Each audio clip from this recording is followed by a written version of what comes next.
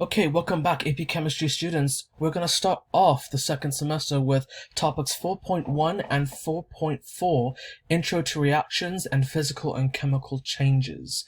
We'll be doing these over a series of 2 videos, followed by a practice session, including a Nearpod activity. So let's start with 4.1, an Intro to Reactions. You might remember from regular chemistry that chemical reactions involve the formation of new substances.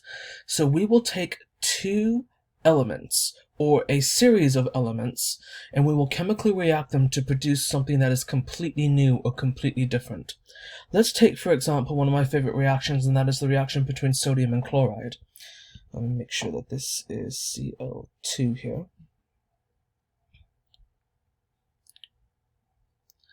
So if we take a look at this reaction here, we have sodium, which is normally a very explosive metal, and we are going to react it with chloride, which is a very poisonous gas. Okay. And if we do that, we will get a substance called sodium chloride, NaCl, also known as table salt, which is something that we can eat. And if I balance this reaction here, I will need to put a 2 and then a 2.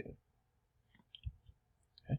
So this is the drama, if you will, of chemical changes. Taking 2 things that, when separated, are very, very dangerous, but when they react together, they form something that is completely safe to eat, in moderation, of course. So that is what a chemical change or a chemical reaction is, taking 2 substances and forming something completely new. Please keep in mind that matter is still conserved, okay? So even though we are reacting 2 different things, we are only going to have the atoms that are originally present. We're only reacting sodiums and chlorines, therefore we will only get sodiums and chlorines as a final result. We will not randomly have a magnesium appear, or potassium appear, or an oxygen, because those were not in the original products or the reactants. Okay.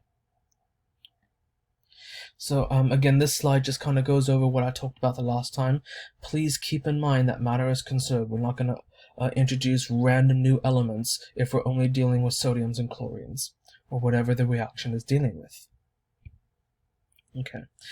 Now let's go to 4.4, physical and chemical changes. When substances undergo a change, they will retain the same composition and atom arrangement, and or they will completely change their composition and atom arrangement. And this is what leads to physical and chemical changes. Okay, let's go ahead and differentiate between the 2 of them. Okay, for a physical change, the changes do not result in a change in chemical composition, okay? So when we do a physical change, whatever substance we started with, we will end with that same substance, okay? It may be in a different phase, or it might have changed whether or not it's aqueous or solid or something like that, but it'll still be the same substance. Phase changes are a classic example of physical change. Let's take for example, I should say, boiling water. We have water in a liquid state, and then changing it to a gaseous state. As you can see, it is still water on both sides of the yield arrow. It's just before it used to be a liquid and now it's a gas, but it is still H2O. Another type of physical change is dissolution, or dissolving ionic compounds into water. Take, for instance, potassium chloride. It is a white crystalline salt that kind of looks like table salt, but it is different. And if you dissolve it in water, it'll become aqueous, which means dissolved in water. It is still potassium chloride. It's just dissolved in water, okay? Another way we can write aqueous potassium chloride is as separate ions, like this. Okay? In fact, you can do that with any salt. Okay, so those both mean the same thing right there. because in truth, when you break apart an ionic compound, and you should know this from the bonding unit already, you get separate ions, the cation and the anion. Okay. Let's delve a little bit more into the specifics at the molecular level of a physical change.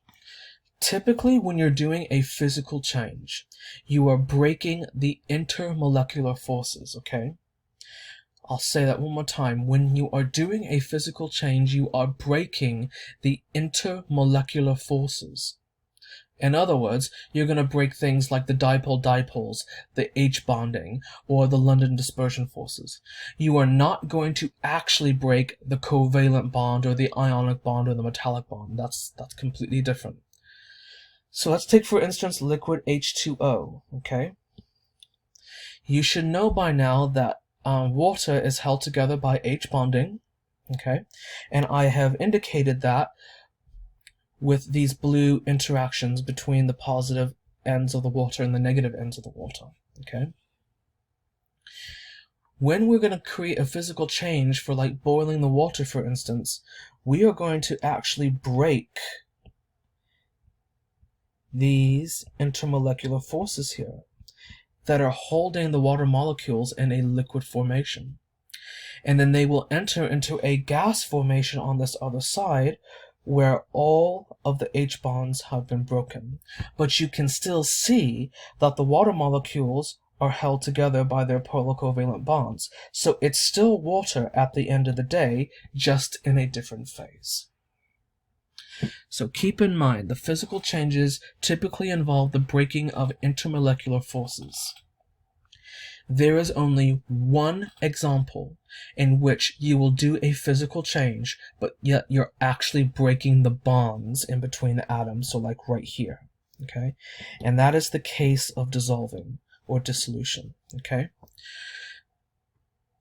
If you recall from the last unit when we were looking at ion dipoles and how ionic compounds dissolve in water, you will see that for solid sodium chloride, there is an ionic bond in between the potassium and the chloride. When it dissolves in water, that bond literally will break. And it will separate the ions into their separate ions, okay? So potassium will be on its own and chloride will be on its own. And then they will be surrounded by water molecules. This might look like a chemical change, but at the end of the day, this is still potassium chloride, okay?